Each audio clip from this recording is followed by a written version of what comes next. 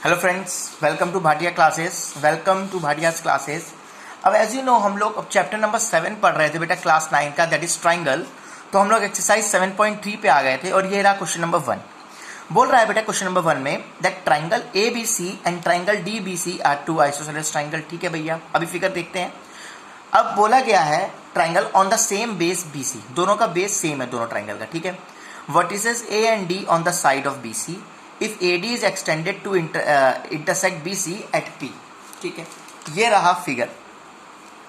AD, AB और AC BC same base. देखो ABC triangle और DBC, ये बड़ा ट्राइंगल छोटा ट्राइंगल सेम बेस BC पे आ रहे हैं। AD को एक्सटेंड किया है P तक, BC ये पे इंटरसेक्ट कर रहा है। ठीक, अब पहली चीज हमें बोल रहा है प्रूव करनी है कि ABD ये वाला ट्राइंगल और ACD ये वाला ट्राइंगल, हमें पता है ABC बड़ा वाला और DBC ये दोनों ट्राइंगल आइसोसेलेस हैं। तो ऑब्वियस सी बात है ना, हमें AB, ध्यान से देखिएगा, AB इक्वल टू AC और ये वाली साइड इसके इक्वल हो जाएगी क्योंकि आइसोसेलेस में दो साइड इक्वल होती हैं। तो BD इक्वल टू CD भी हो जाएगा, राइट। ये वाली साइड और ये वाली साइड भी इक्वल होंगी क्योंकि ये भी आइसोसेलेस ट्राइंगल है, तो ये भी गिवन हो गया हमें। तो हमारा एस क्राइटेरिया से फिगर यहां रख देते हैं साइड में। Triangle A B D similar to triangle A C D, similar नहीं कॉन्ग्रेंट, सिमिलर भी आएगा आगे पढ़ा जाएगा। अब आता है कॉन्ग्रेंट हो गया। इसका मतलब देखो ध्यान से, अगर हमारा ए बी डी और ए सी डी कॉन्ग्रेंट हो गया तो triangle A B A D equal to angle B A D equal to angle D A C हो जाएगा। ये वाला एंगल देखिएगा, ये एंगल और ये angle congruent C P C T से हो जाएंगे इक्वल, क्योंकि हमारे पास ए बी डी और ए सी डी इक्वल आ गया। तो ये ट्राइंगल और ये ट्राइंगल कॉन्ग्रेंट हो गया। इसको 1 मान लीजिए, इसको 2 मान लीजिए। तो मैंने लिख दिया angle 1 equal to angle 2 C P C T. आप बोल भी सकते हैं पूरा नाम बी ए डी और D A C C P C T से इक्वल हो गया। ठीक, आई होप कि फर्स्ट पार्ट आपको समझ में आया होगा। हम लोग आते हैं इसके सेकंड पार्ट पे। ठीक है, सेकंड पार्ट में बेटा क्या बोल रहा है, second part is very very very easy. Second part में आपको प्रूफ करना है बेटा, जो एपी है वो बाइसेक्ट कर रहा है एंगल ए को, राइट। सॉरी, ये थर्ड पार्ट है, सॉरी थर्ड पार्ट नहीं, ये आपका थर्ड पार्ट था। सेकंड पार्ट में आपको तो triangle A B P congruent to triangle ACP, ABP और ACP, यहां देखिएगा फिगर में ध्यान से बिल्कुल। ABP ये वाला ट्राइंगल, ये ट्राइंगल और ये ट्राइंगल ACP ये वाला, ठीक है। तो इसमें जो है हमें आप खुद देखिए, पहली चीज तो आपको दिखाई दे रही है AB इक्वल टू AC, है ना। यहां फिगर रख दे रहा हूं मैं, देखिए ध्यान से। पहली चीज तो हमें दिखाई दे रही है AB इक्वल टू AC, ठीक है। दूसरी चीज देखिए एंगल 1 इक्वल टू एंगल 2, खुद देखिए ये वाला एंगल, ये एंगल इसके एंगल के इक्वल है। अभी CPCT से किया था पिछले पार्ट में, याद है, CPCT से किया था। तीसरी चीज क्या है हमारे पास, AP और AP कॉमन है, राइट। तो SAS क्राइटेरिया से हमारे पास triangle ABP congruent to triangle ACP आ गया, खुद देखिए आप, है ना। ये देखिए, ये एंगल, ये साइड और ये AP तीनों हो गई, ये एंगल इक्वल हो गया। अभी CPCT से ये साइड दी गई थी, आइसोसेलेस ट्राइंगल है और AP कॉमन, ठीक है। तो ये दूसरा पार्ट भी हमारा सॉल्व हो गया, ठीक है। अब आप खुद देखिए, अब हम आते हैं थर्ड पार्ट पे। Third part is very very easy, जो अभी मैंने पहले बोल दिया था, AP bisect angle A and D, ठीक है भैया। बाइसेक्ट का मतलब होता है बेटा कि वो जो लाइन अगर उसको बाइसेक्ट कर रही है तो उस एंगल को इक्वल पार्ट में डिवाइड करेगी, राइट। अब AP लाइन है, देखिएगा ध्यान से, ये हमारे पास AP लाइन है। ये एंगल A को आधा आधा ऑलरेडी हमने इक्वल प्रूफ कर दिया था CPCT से फर्स्ट पार्ट में, तो आधा पार्ट डिवाइड कर रही थी, याद है। तो हम लिख सकते हैं एंगल 1 इक्वल टू एंगल 2, इसका नाम क्या था हमारे पास, BAD equal to angle DAC। CPCT से हमने प्रूफ कर दिया था, that means AP bisect angle A, ये फर्स्ट पार्ट में हमने प्रूफ किया था, ठीक है, कि ये hello everyone, as you know कि हम लोग ने अभी मैंने बताया था कि एंगल 1 ये वाला एंगल और ये वाला एंगल मैंने अभी आपको पार्ट 1 में प्रूफ करके दिया था। एंगल 1 और 2 मैंने इसको माना था, राइट। तो ये और ये एंगल इक्वल है, तो मतलब इसका मतलब जो AP है वो एंगल A को बाइसेक्ट कर रही है, इक्वल पार्ट में डिवाइड हो रहा है, इसका मतलब बाइसेक्ट कर रही है। तो हम लोग लिख सकते हैं एंगल BAD और DAC right here, like CPCT से ऑलरेडी इक्वल किया था पार्ट 1 में। अब हमें प्रूफ करना है कि हमारी ये AP जो लाइन है, ये जो AP लाइन है, ये हमें प्रूफ कर रही है ये AD को भी बाइसेक्ट कर रही है, मतलब ये जो AP लाइन है वो एंगल D को भी बाइसेक्ट कर रही है, राइट। हमें एक चीज पता है कि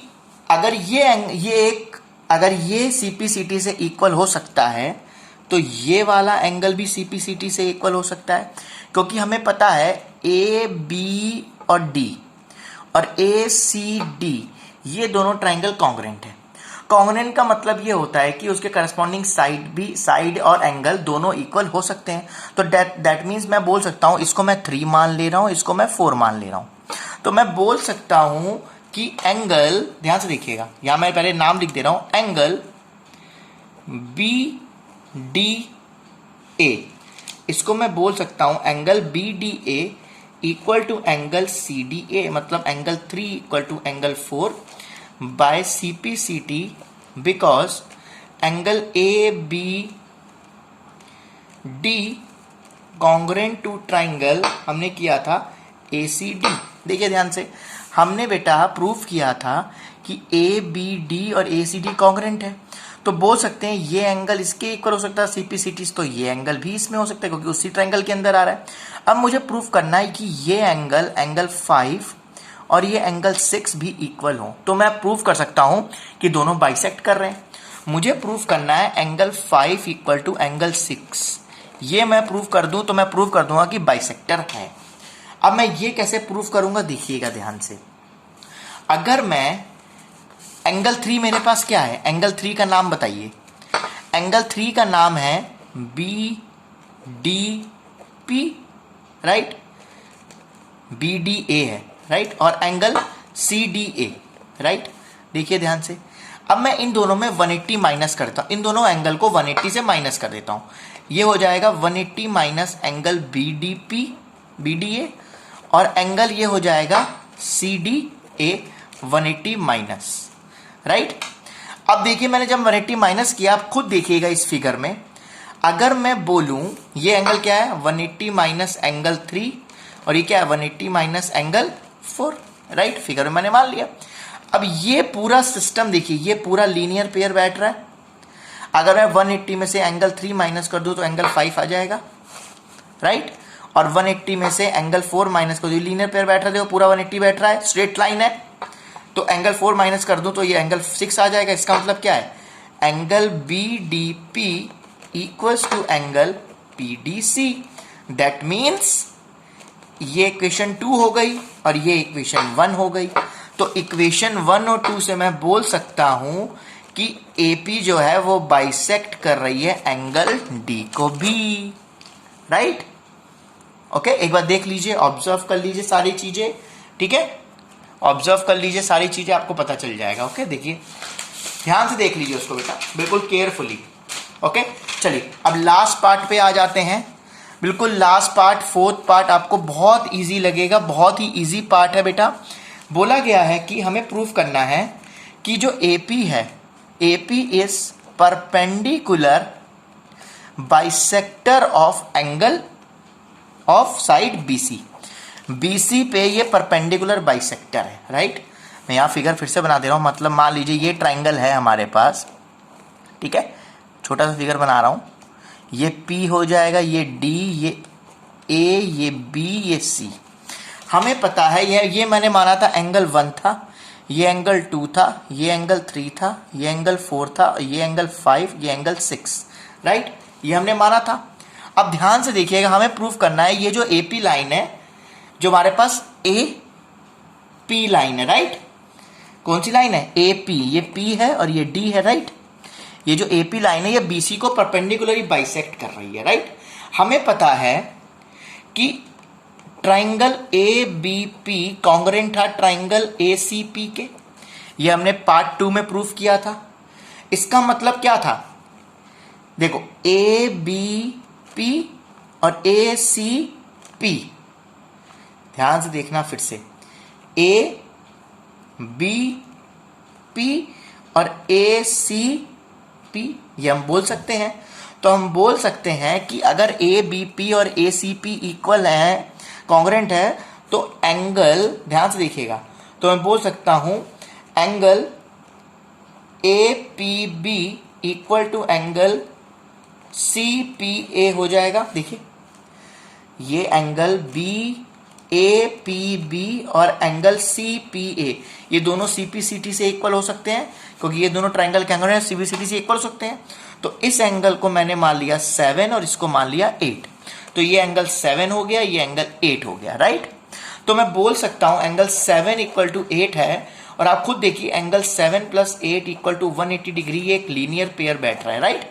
देखिएगा ध्यान से, ये देखिए ये पूरा लीनियर पेयर बैठ रहा है, देखिए, राइट।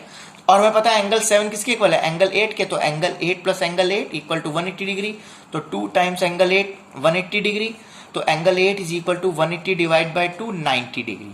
तो एंगल 8 अगर 90 है तो एंगल 7 भी 90 होगा। That means AP is perpendicular bisector on BC, क्योंकि हमने इस फिगर में हमने क्या किया, इस लाइन को परपेंडिकुलर प्रूव कर दिया 90 डिग्री पे। That means AP is perpendicular bisector on BC। Okay, I hope कि आपको ये क्वेश्चन समझ में आया होगा, क्वेश्चन नंबर 1। सो अब हम लोग सेकंड क्वेश्चन में मिलेंगे। Till then bye bye, take care.